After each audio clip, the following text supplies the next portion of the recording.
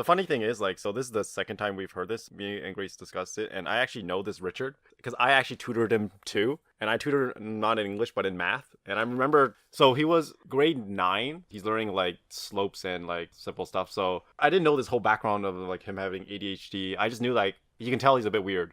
Right? Yeah, like a bit like... Yeah, he's a bit weird. Like, you can tell instantly he's a bit weird. He's not the same as normal kids. Yeah. The things he says, especially. Yeah, so I remember trying to like, because he was trying to like brute force learn math, Mm-hmm. which is basically like solve problems, right? But I felt like maybe no one has ever taught him like the reason why you learn math. So I try to like focus more on that rather than learn how to do this question. Because for me, like growing up, math was like that until I realized why I'm doing math. So I try to teach him the process of how he got there. Like, what is the slope? Like, what is the reason why this actually is a thing that needs to be like calculated, right? I don't know if it got through to him. Like, I think his grades...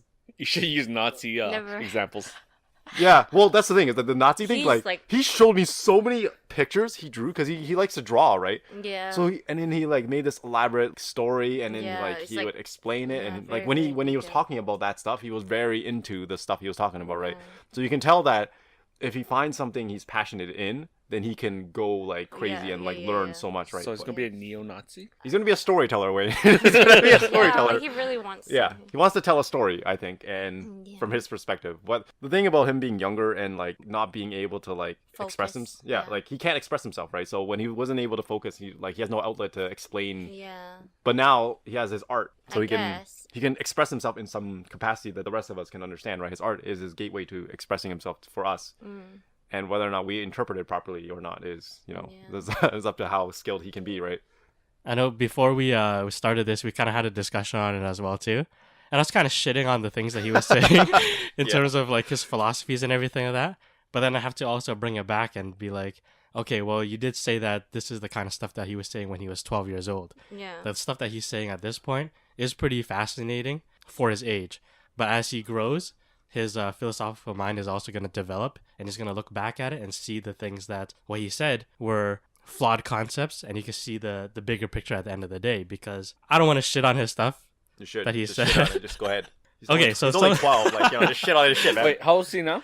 Probably like end of high school, almost. Almost end Yeah. of high school, so probably like 17, 18. Yeah, they'll just shit on the 17-year-old. I'm not so man. much shitting on the things that he's saying, but more so expanding on them and Okay. making them a bit deeper. For one of the things is that he said, as long as you have a religion or whatever like that, you're already thinking that you're above somebody else. Oh, I didn't mention it. I didn't mention it in right now. I Oh didn't yeah, actually- that was in our discussion. Yeah, before, basically right? he said if you're religious, you're already not equal. Because he was saying how like, oh, all of women and are like they want equality, right? Yeah. But the thing is, he's like, if you're religious, you're already not equal, because if you believe in something, you already think that you are automatically like what your religion is automatically better than the people that are non-believer. Yeah, So and- if you're a Christian, you already think that you are above the people who are not, because you think, Christ is gonna like save you or whatever. I don't know, like, you know what I mean? But to take that to the next level, it goes even above the religion or your politics or whatever. The fact that you even have an opinion already makes you feel like you're better than Yeah. somebody else. Because at the same time, you could say, like,